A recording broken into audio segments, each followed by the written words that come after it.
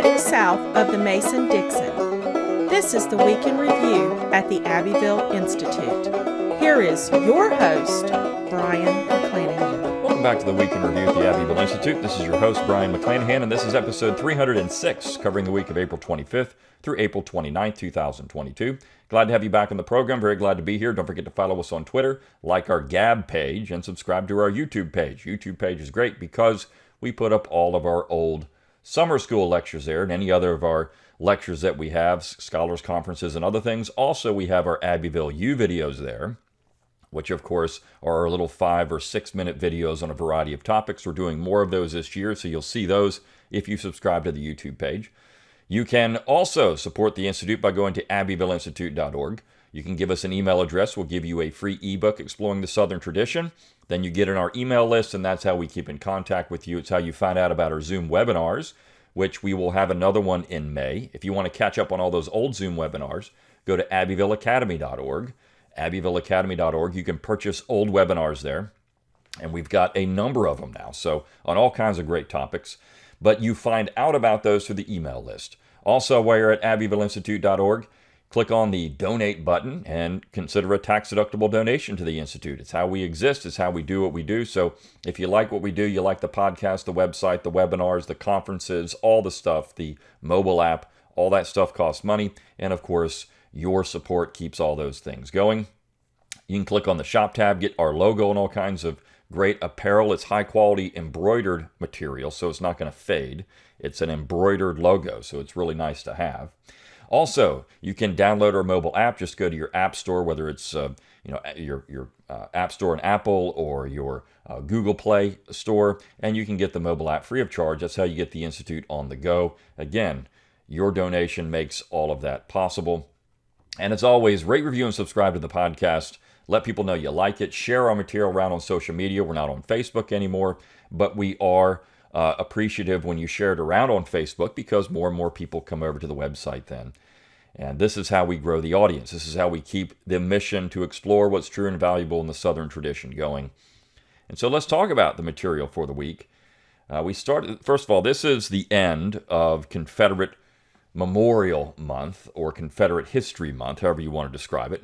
Most Southern states used to dedicate April to that mission. And I'll never forget, this year, I probably, this is done before, but there was one of these little leftist historian twits who put up that he was surprised why Southerners chose April, because this is when they were defeated as Confederate History Month. Well, it's also when, of course, Fort Sumter was fired on, but I don't think he really understands why there's a Confederate memorial then. And in defeat, you often recognize that month, that time period, as a time to reflect and think about what happened. And Southerners have always been interested in, as Sam Irvin wrote, he used to love a poem, Markham poem that said, defeat shakes the glory out. And Southerners were always interested in that. Southerners are the only people in America that have been defeated. If you think about that logically, right? I mean, you can say we lost the Vietnam War, but Southerners as a group are the only people that were defeated in a major conflict. And of course, because of that, there is a certain amount of pride that goes into being Southern. At least it was for a long time. It was a camaraderie. And the destruction in the South was so tremendous that, of course, it was a social destruction, a physical destruction, an economic destruction. When I say social destruction, I'm talking about the number of lives that were lost. The economic destruction, it completely destroyed the Southern economy. The physical destruction was tremendous. Cities were burned to the ground. Plantations were lost. Farms were lost. So this was, as Tom Fleming has pointed out in a lecture for the Institute in Stone Mountain several years ago, this was, in many ways, a soft genocide. It really was. And of course, Northerners capitalized on it after the war was over. You even have people like Harriet Beecher Stowe buying a plantation in Florida. And of course, the funny part about that is that she sends her son down there and he starts writing back letters about how they're going to abandon the project because they can't get the workers to work, right? And so they had this Yankee mentality on how labor and working conditions would go in the South, and they became very disillusioned. Of course, they got the plantation for pennies on the dollar because it was essentially confiscated property. So Northerners were coming down to the South in large numbers, and of course, buying plantations and farms and doing other things to try to capitalize on the economic colonial status of the South. And as people like the Kennedy twins and Phil Lee have pointed out, this was reparations. Kennedy's Punished with Poverty is just a great book, and of course Phil Lee's book on Reconstruction is fantastic.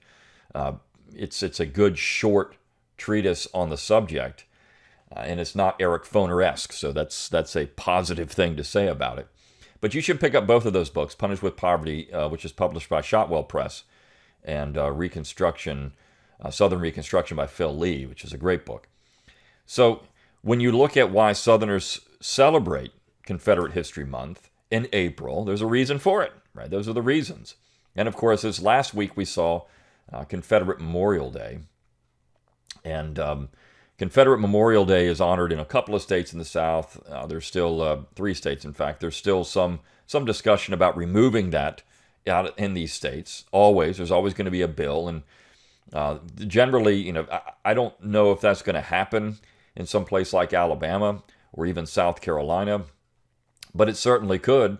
Other things are possible. Monuments are coming down all across the South, and people are thinking about getting rid of these holidays or other observations across the South.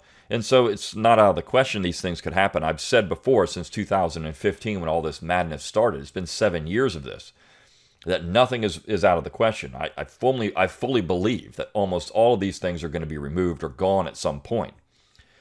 And we're going to run a piece next week by Paul Gottfried, a little talk that he was going to give, but he didn't give, on this, and why, he doesn't understand why Southerners don't stand up for these things anymore. Well, there's a certain cultural replacement happening. Southerners, particularly young Southerners, are told that if you support any of these holidays or monuments or anything like that, you're just a racist.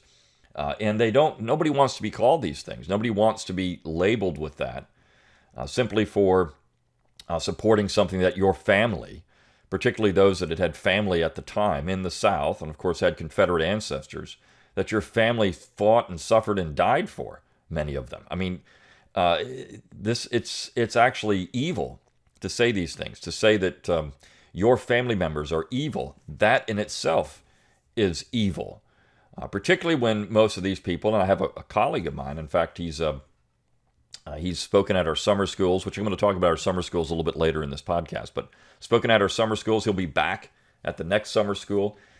He's very proud of his Confederate heritage, ancestry, and none of his family members who fought were actually abolitionists. They were actively engaged in abolition, trying to free as many slaves as they could in the South, but they were all Confederate soldiers. So where does that fit in? Right? I mean, this is the stupidity of all of these people that run around and have made a career out of this now, because the number of books that are coming out about this topic, it seems like there's a new essay on this or some new book on this all the time.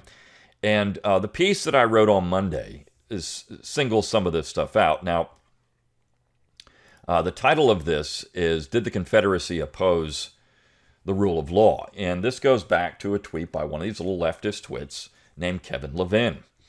And Kevin Levin has written a book on black Confederates. And of course, he calls it a complete myth. He ignores any evidence that shows there were actually black people that supported the South, but they're not soldiers, so they're not really black Confederates, because the Confederacy didn't call them soldiers, so they're not soldiers, so they can't be black Confederates. This is his line of thinking, right? This is his argument. And when there's evidence that shows that, well, I mean, these people maybe did support the South or some way, well, we don't know why. They were probably just coerced to do that, so they're not really black Confederates. Anyways, Levin said that the fact that Alabama closes its state offices on Confederate Memorial Day shows that they have a disregard for equality under the law. So that got me thinking about that statement. Did the Confederacy oppose equality under the law? And if you go and watch some recent lectures by Marshall DeRosa, he's actually written a couple of things about this, and then also a couple of great lectures at last year's summer school on this very topic. equality under the law. In fact, the Confederacy believed in equality under the law. There's a lecture that he gave, and it was entitled Josephine, a Slave versus the State. Now, you have to understand, the Confederacy did not establish a Supreme Court. It was in their Constitution, but they never did. And so the state courts handled all of these cases during the war. And in this particular case, Josephine, a slave, was put on trial for homicide. And the evidence was overwhelming that it happened, but the court dismissed the case on a technicality. Now, she's a slave. So if you're Kevin Levin and you say the Confederacy did not believe in equality under the law, then Josephine would have been just found guilty, and that was it. She's let go on a technicality. So certainly the Confederacy believed in equality under the law. This is why I say in this piece that DeRosa's work on this is more heroic than any of these little leftist twits can put out, because he's actually going out and doing the hard work and finding that this is true. That there is this stuff actually happened, regardless of what these dopes run around saying on the left. There's another one, and he is a professor at Auburn University, Adam Dombey. Dombey is, I think he's from Atlanta, but he makes claims as a historian. This is one thing these leftists will also do. They'll say things like, as a historian, this is what it means. And he made this statement. There's a monument that's under attack in North Carolina. He wrote a book on Confederate monuments. It's actually very well researched. But his whole point is that you had people make racist statements during some Confederate monument dedication ceremony, so that the monuments themselves were dedicated for racism. This is essentially his entire argument, right? Because these people were racist, the monuments then were erected for racist reasons. Even though when you go and you read the inscriptions on the monuments, when you go and you try to dig into why the monument was put there, you're not going to find the direct connection he's making. Correlation does not mean causation, and that's where these people get in trouble with these things. But anyways, his point is, he made this statement in a North Carolina newspaper. A Confederate monument in Gaston County, North Carolina, makes claims that are false. For instance, it claims the Civil War had nothing to do with slavery. Let me be very explicit as a historian. The Civil War had everything to do with slavery. There is no Civil War without slavery as an institution. So this is what you would hear among these people. The guy's kind of, if you go out and watch his videos, seems to be a pretty strange individual. But anyways, he is making a claim as a historian, like an authority. I'm an authority as a historian. Well, other historians have said other things. So let me be clear as a historian. This monument is not doing what you say it is. Because if you look at the inscription, it's pretty obvious what they said the monument is for. Let me read the inscription on this monument. Confederate Heroes, CSA, erected by the Gastonia Chapter, UDC, and the J.D. Moore Chapter, Children of the Confederacy. The noble service of the sons of Gaston County is our perpetual heritage, UDC, in memory of the Gaston County soldiers. So, where is the claim that the Civil War had nothing to do with slavery on that monument? Because it didn't say anything? So that means that they were saying the war had nothing to do with slavery. You see, this is what people like Dombey, or maybe Dumby, this is what people like Dumby do. They're making a claim on this monument. It had nothing to do with slavery. Well, the monument doesn't say anything about a lot of things, right? So this is the interesting part of this, and when you look at that also, I go into this where he says the Civil War had everything to do with slavery, and of course he cites a 1912 dedication speech to prove that the monument was erected to promote "quote unquote" white supremacy, but that's not what the inscription reads. That's not why the monument was put there. It's a soldier's monument. And these monuments were established in courthouse squares and other things because that was the public place to put things. You could put them in cemeteries, and there are lots of monuments in cemeteries, but if you wanted to honor the men that had gone off to fight in that community, and and a lot of these men never came home, well, then you put it in a public place, and the courthouse was the public place to put it. I mean, this is why these people can't get this. I have no idea. But this is what Dombey and other leftist academics, this is what they do. So this is where I find this to be troubling, that you have these people. I mean, Dombey has just been given a tenured position at Auburn University because of that book that he wrote on on Confederate monuments in North Carolina. And he was the guy that went out and found the speech by Julian Carr for Silent Sam. He's the one that was doing research and found that and made it a big issue. This is the guy. And so now he taught at College of Charleston for years. Now he's at Auburn University. But he wrote the book, and I will say, again, the book is well researched. It's a real academic book compared to Kevin Levin's book, which is not. But Dombey's book is far superior to that. And so probably at some point I'll review it somewhere, whether it's on my podcast or writing a review on it. I don't know what I'll do with it, but somewhere I will. But regardless, this is the issue we have. And of course, that bleeds into things like the attack on VMI, which Forrest Marion did another nice piece on that. The title is, "So VMI Isn't Structurally Racist After All." And when you read this piece, I mean, it's embarrassing. It's embarrassing what these people are doing in Virginia and elsewhere, because when they can't find anything, but the claim has been made. And of course, when the claim is made, people just think this, and then you get all these other things that happen because of that.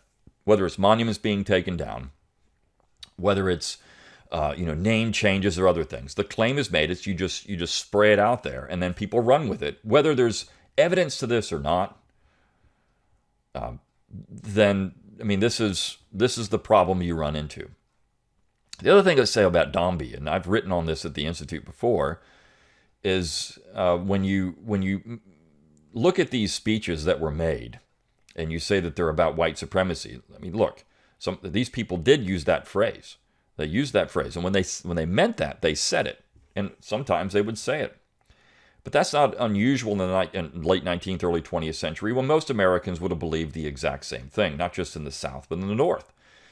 And the thing is, they talked about Anglosaxonism, and that phrase, I remember reading a book on Titanic, right, by Ballard, who's the guy that went down and found Titanic. And he said that, this is in the 80s, he said that that Titanic was the result of Anglo-Saxon engineering. Now, does that make Ballard a white supremacist when he's simply pointing out there was a culture involved in this? And generally, that's what these people were talking about when they use the term Anglo-Saxon. It's a culture that they're talking about that goes back to 1215 in the Magna Carta. And they consider this to be a heroic part of Western civilization.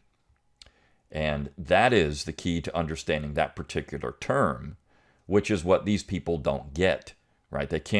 They're so invested in race, they can't understand the nuances of what's being discussed here.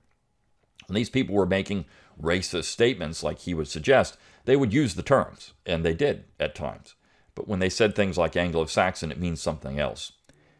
And so this piece by Forrest Marion is very good. You should go out there and read that one as well. And of course, we have a great piece by Sandy Mitchum entitled "God's General."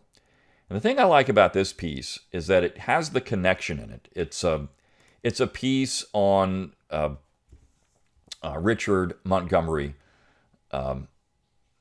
Gannett. And he was a Confederate general, and he was a very religious man. In fact, baptized men during the war. But the thing I like about this is it shows the connection that the American War for Independence has to these Confederate soldiers and Confederate leadership. His great-grandfather, John Allen Gannett, was born in New Jersey. He's a Baptist preacher. In fact, he joined the Continental Army and was known as the fighting chaplain. And George Washington had him, Gannett, officially declare the Revolutionary War over in a prayer. Now, this is the great-grandfather of this Confederate general, and somehow these people are un-American. That's the thing that always gripes me. Because you see at the Institute, and this is something I pointed out in the piece on Monday, the Institute is dedicated to looking at 400 years of Southern history.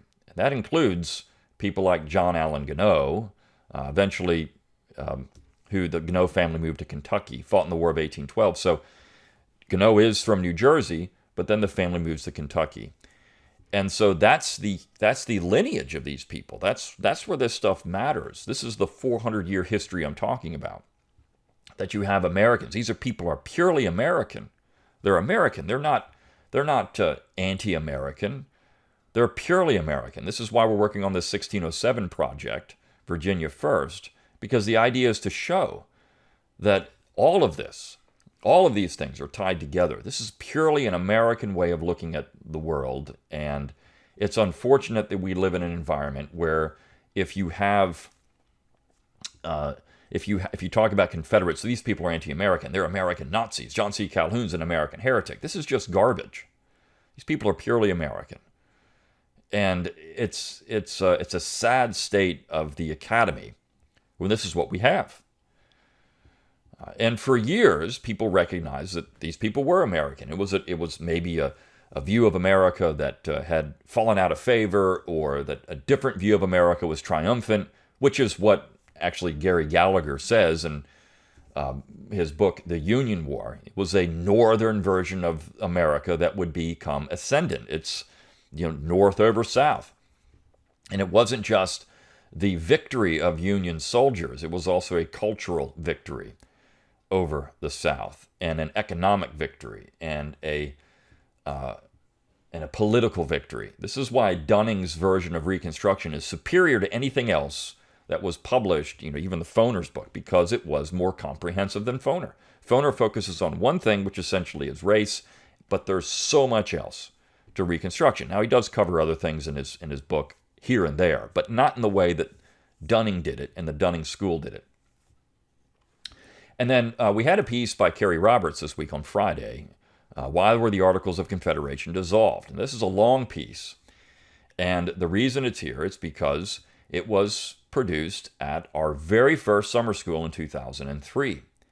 And so we do have a summer school coming up, July 5th through 8th at Seabrook Island, South Carolina. The topic is a Southern tradition. And these are the kind of things that we have because of the summer school. We're transcribing some of these old summer school lectures because they are very, very good, and it adds to the discussion of the Southern tradition, what it means, the political tradition. In this particular case, the 2003 summer school was on American decentralization. It has some lectures in there by Ross Lentz, who is no longer with us, and of course he wrote fantastic stuff on the middle of the 19th century. He was a Calhoun scholar, and when you have this archive of material, and if you go out to our app or to our webpage and you go to the video and audio on our webpage and go to lectures, these lectures are there free of charge, same thing on our app.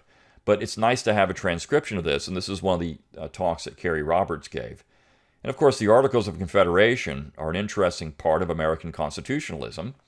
And Roberts makes the case in this particular talk that it was essentially a lie that led to the dissolution of the Articles of Confederation, that they weren't the problematic document that people have often made them out to be, that they actually worked fairly well. And it was the nationalists who were pressing for a new central government because they weren't getting their way. Essentially, that's it. You had a push to get rid of the Articles because the nationalists were not getting their way in this general government, and they needed to have more centralized power. So I find this lecture fascinating. Again, it's about a 7,000-word piece, so it's a long piece. But if you really want a nice, succinct history of the debates and conflict leading into the Articles, this is it. And of course, Dr. Roberts wrote his dissertation at South Carolina on this early federal period, and so this was his specialty in graduate school. And so I found this lecture to be very good, and he always speaks at our summer schools. He'll be there again this year, I think, to do one or two lectures. I think he'll be there. I'm not 100% certain on that. But we have some other great scholars that are going to be there this year. Of course, some of the usual suspects, but we have a couple of new people that are going to be there. And so this is going to be a good summer school. And so if you want more information about that, just go to our webpage, abbevilleinstitute.org, abbevilleinstitute.org, and click on that events tab in the middle of the page. We also want students. If you are a graduate student, an undergraduate student, advanced high school student, and you listen to this podcast, or if you listen to this podcast and you know people that are those people, we do have scholarships. And so if you want to go to the summer school, you should apply for a scholarship to attend. And to find, again, go to the webpage, click on the events tab, go to that, click on the event, which is the 19th annual summer school, and then there's contact information for Dr. Livingston there. Or, of course, you can email me at mcclanahan@abbevilleinstitute.org and let me know you want to attend. If you're one of these students, we want you there. We want graduate students. We want undergraduate students. That's how we keep this thing moving forward into the future.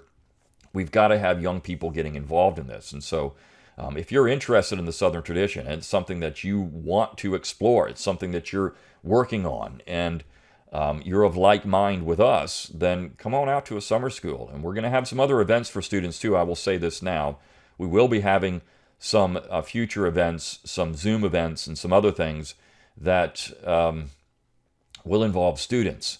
So keep an eye out. Get on that email list and keep an eye out for these things, because that is, again, something we try to do, is encourage scholarship and young scholarship in the area of the South and the Southern tradition. So the last thing we had for this week, it's a piece by Brandon Meeks again. He always, every 2 weeks, we're putting out these little short stories by Brandon Meeks. They're just so good, and it's great to have some literature. And the title is The Legend of the Dogwood. And it's about his grandmother again. And talking about family, that's the connection, right? You have Gano, the connection, the family connection. Gano going through generations, and Sandy Mitchum's piece on that, it shows the family connection in the South. And when you talk about Confederate Memorial Day, and you talk about Confederate Heritage or Confederate History Month, and you look at the connection, the individual connection, that's what it means. This is what it meant for Southerners. There's a family tie to it. And defeat and depression, there's a family tie to that in the South. That's important. That family connection matters.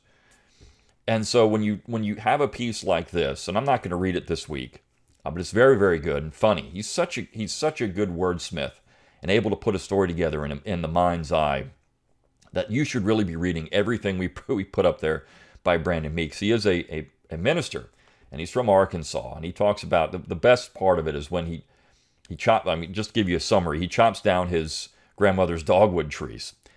And, of course, his grandmother is livid over this. And she makes him go get a switch.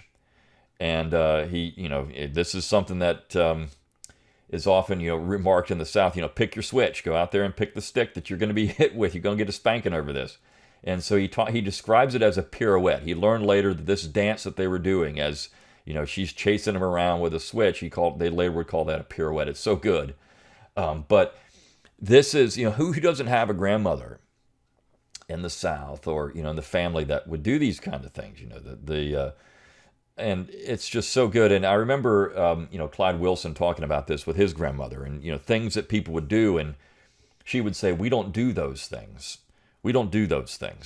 right? So there's something that some kind of Yankee cultural imperialism or something ridiculous. We don't do those things, and that's important, that family tradition, that connection, right? You just don't do those things. I remember when I was a kid, it was, go around to restaurants nowadays everywhere, and men are wearing ball caps inside everywhere you go. And, of course, when I was a teenager, I wanted to wear a ball cap all the time, and my grandmother would just get on me incessantly about that. I mean, she was around, you didn't wear a hat and hat. No matter how bad your hair looked, if you had hat head or whatever, you just didn't wear that ball cap. And it stuck with me. I mean, it's something that you just didn't do, and so... Of course, as I got older, I'm not going to follow that. But now that as I got into my 20s, I'm not going to follow. I'm going to wear a ball cap everywhere I want. And it was just me being ridiculous, because now I look around and I see all these grown men. They're at the table. They're wearing a ball cap wherever they are. They just wear hats wherever they go. They don't take their hat off anymore. And that was her trying to say, we just don't do these things. This is not what you do. It's not polite company. That's an important part of the Southern tradition. Understanding what's polite company, manners, morals.